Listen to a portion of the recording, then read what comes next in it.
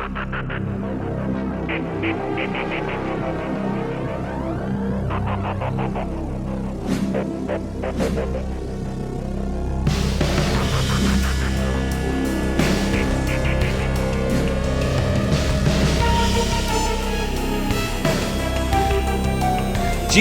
Loco, CPA, RCA, MBA.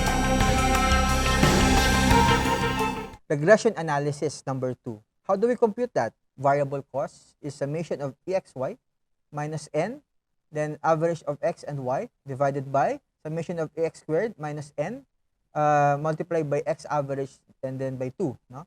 Then fixed cost Y minus variable cost per unit, no? You multiply it by X average. All right, how do you compute that? Now, first thing is to get first the total, no?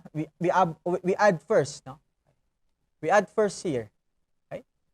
So how much now would be your X?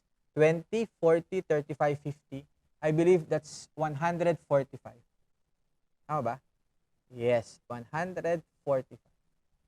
So this is summation of EX. All right, next. How about your Y? If you add all of this, 30, 48, 49, and 63, I believe this is 190,000. All right. That would be your summation of EY.